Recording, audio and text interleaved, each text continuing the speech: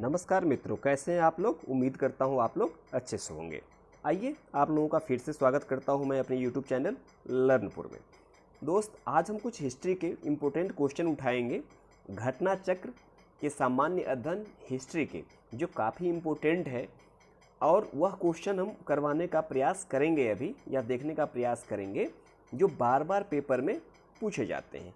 तो हमारा उद्देश्य ये है कि आपको फैक्ट और फैक्ट के साथ साथ जो कंसेप्ट है वह भी करवाते चले, क्योंकि उससे जुड़े हुए क्वेश्चन जब भी आपको पूछा जाए तो ये नहीं कि जो क्वेश्चन पूछा गया सेम क्वेश्चन है तो आप करने के स्थिति में होंगे, नहीं, उससे रिलेटेड कोई भी क्वेश्चन पूछे तो आप करने की स्थिति में होंगे।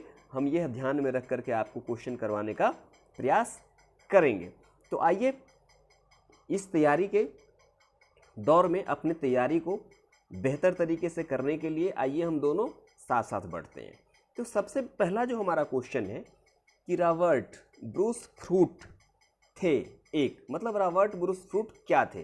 तो भूगर्भ वैज्ञानिक, पुरातत्वविद, पूरा वनस्पति शास्त्र या इतिहासकार। अब बताइए इसमें से, सोचिए कि वो क्या थे। आइए देखते हैं।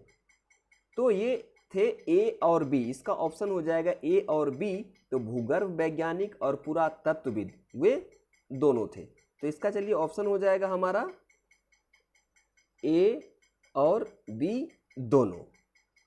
तो इसका एक्सप्लेनेशन देख लेते हैं। इंसाइक्लोपीडिया ब्रिटानिका के अनुसार रॉबर्ट ब्रूस फ्रूट ब्रिटिश भूगर्भ वैज्ञानिक और पुरातत्वविद थे। जियोलॉजिकल सर्वे से संबद्ध रॉबर्ट ब्रूस फ्रूट ने 1863 में भारत में पाषाणकालीन बस्तियों के अन्वेषण की शुरुआत की। अतः स्पष्ट है कि इस प्रश्न का उत्तर विकल्प ए और बी दोनों ही सत्य है। बहुत इंपॉर्टेंट प्रश्न। चलिए आगे बढ़ते हैं इस कड़ी को, अगला क्वेश्चन देखते हैं। दूसरा जो हमारा प्रश्न है कि कोपेनहेगन संग्रहालय की सामग्री से पाषाण, कांस्य और लौह युग का त्रियुगीय विभाजन किसने किया था? कहने का मतलब ये है कि पाषाण, कांस्य और लौह युग का त्रियुगीय विभाजन, मतलब 3 युग में विभाजन किसने किया? पहला थॉमसन ने, दूसरा लुबाक ने, तीसरा टेलर ने और चौथा चाइल्ड ने। तो सोचिए, बताइए, सोच लिए। चलिए देखते हैं क्या है इसका ऑप्शन। तो इसका ऑप्शन हो जाएगा आपको ए। ऑप्शन ए इसका राइट ऑप्शन है। मतलब थॉमसन ने पाषाण, कांस्य और लौह युग में विभाजन किया था। अब देख लीजिए इसका एक्सप्लेनेशन कि डेनमार्क के कोपेनहेगन। तो यहाँ एक चीज और ध्यान रखिएगा ये जो कोपेनहेगन है डेनमार्क का कैपिटल है, राजधानी है। तो डेनमार्क के कोपेनहेगन संग्रहालय की सामग्री के आधार पर पाषाण, कांस्य और लौह युग का त्रियुगीय विभाजन 1820 में किया गया था। किसके द्वारा? तो क्रिश्चियन जर्गेसन थॉमसन के द्वारा। चलिए आगे देखते हैं। क्वेश्चन नंबर थर्ड है कि उत्खनित प्रमाणों के अनुसार पशुपालन प्रारंभ कब हुआ? पूछता है कि पशु का पालना कब से शुरू हुआ। तो ऑप्शन ए निचले पूर्व पाषाण काल में, मध्य पूर्व पाषाण काल में, सी ऊपरी एवं पाषाण काल में, डी मध्य पाषाण काल में। अब देखिए ऑप्शन क्या है। तो ऑप्शन इसमें हो जाएगा D. Option D is the right answer. तो इंसान ने मध्य पाषाण काल में जानवरों को पालना शुरू किया, मतलब पशुपालन का काम शुरू हुआ। अब समझिए कि पशुपालन का काम कब शुरू होगा? जब कृषि शुरू हुआ। जब कृषि की शुरुआत हो गई तो इंसान को पशु की जरूरत पड़ी, तो उसने पशुपालन शुरू कर दिया। आइए देखते हैं next question. Question number fourth कहता है कि मध्य पाषाणिक प्रसंग में पशुपालन के प्रमाण जहां मिले हैं वह स्थान कौन सा है? तो ये देख लीजिए, मध्य पाषाणिक प्रसंग में पशुपालन के प्रमाण जहां मिले वह स्थान कौन से हैं? तो वह स्थान है आदमगढ़। तो इसका ऑप्शन हो जाएगा आपको Adamgarh. Adamgarh is the right answer. अब देखिए इसका एक्सप्लेनेशन देख लेते हैं। अच्छा, एक्सप्लेनेशन तो इसका ऊपर ही था। ये जो क्वेश्चन नंबर 3 है उसका एक्सप्लेनेशन, इसका एक्सप्लेनेशन है। तो चलिए एक बार देख लेते हैं इसे ये कहता है कि मध्य पाषाण काल के अंतिम चरण में पशुपालन के साक्ष्य प्राप्त होने लगते हैं। ऐसे पशुपालन के साक्ष्य भारत में आदमगढ़, होशंगाबाद मध्य प्रदेश तथा बागौर, भीलवाड़ा राजस्थान से मिले हैं। तो देख लीजिए, कभी कभी साइट्स पूछ देता आदमगढ़ कहाँ है, मध्य प्रदेश में, और बागौर कहाँ है, तो भीलवाड़ा राजस्थान में। अब हम क्वेश्चन देखते हैं, क्वेश्चन नंबर 5। क्वेश्चन नंबर 5 कहता है कि निम्नलिखित में से किस स्थल से हड्डी के उपकरण प्राप्त हुए हैं। मतलब हड्डी के हथियार किस जगह से प्राप्त हुए हैं। तो ऑप्शन पे चलते हैं। पहला ऑप्शन चोपनी मांडो से, बी काकोरिया से, सी महदहा से, डी रसायन नाहर से। तो इसका जो करेक्ट आंसर है वो हो जाएगा आपको सी। तो C is the correct option, Mahadaha. तो महदहा से हड्डियों से निर्मित उपकरण प्राप्त हुए हैं। आइए आगे देखते हैं क्वेश्चन नंबर 6। तो फ्रेंड, वीडियो यदि पसंद आ रहा हो तो प्लीज़ लाइक, शेयर और सब्सक्राइब भी करते जाइए। अब देखिए क्वेश्चन नंबर 6 है कि हड्डी से निर्मित आभूषण भारत में मध्य पाषाण काल के संदर्भ में प्राप्त हुए हैं। तो भारत में आभूषण मतलब जो है ना, हड्डी के गहने, जो बोन से मिले हुए जानवर या इंसान के बोन से निर्मित जो गहने थे, वे कहाँ से प्राप्त हुए हैं। तो ऑप्शन ए सराय नाहर राय से, ऑप्शन बी महदहा से, ऑप्शन सी लेखहिया से, ऑप्शन डी चोपानी मांडो से। तो इसका ऑप्शन हो जाएगा, जो राइट ऑप्शन है, बी। राइट ऑप्शन हो जाएगा आपको बी महदहा से। याद करके रखिएगा, पेपर में से भूलिएगा नहीं कि हड्डी से बना हुआ आभूषण कहाँ से मिला आपको। तो हड्डी से बना आभूषण मिला आपको महदहा से। B is the right answer. चलिए आगे बढ़ते हैं कि एक ही कब्र से 3 मानव कंकाल निकले हैं। तो वह कौन सा जगह है जहाँ से 3 मानव कंकाल निकले हैं, एक ही जो है ना कब्र से। तो ऑप्शन हो जाएगा आपको सराय नाहर राय, महदहा, दमदमा और लंगनाज। तो इसका राइट जो ऑप्शन हो जाएगा आपको हो जाएगा दमदमा। देखो कितना अच्छा नाम है, दमदमा। दमदमा में ऐसे कब्र मिले हैं जिससे एक ही कब्र से 3 मानव कंकाल मिलने का साक्ष्य मिला है। तो B is the right answer. चलिए नेक्स्ट क्वेश्चन देखते हैं। नेक्स्ट क्वेश्चन है कि खाद्यान्नों की कृषि सर्वप्रथम प्रारंभ हुई थी। जो खाने वाले अन्न है उसकी कृषि सबसे पहले या एग्रीकल्चर कहाँ प्रारंभ हुई थी। तो आपके पास 4 ऑप्शन है, नवपाषाण काल, मध्यपाषाण काल, पुरापाषाण काल और प्रोटो ऐतिहासिक काल। तो अब बताइए, आप सोच लिए। चलिए मैं बताता हूँ आपको। ए इज द राइट आंसर। मतलब नवपाषाण काल में मानव ने खाद्यान्नों की कृषि शुरू कर दी।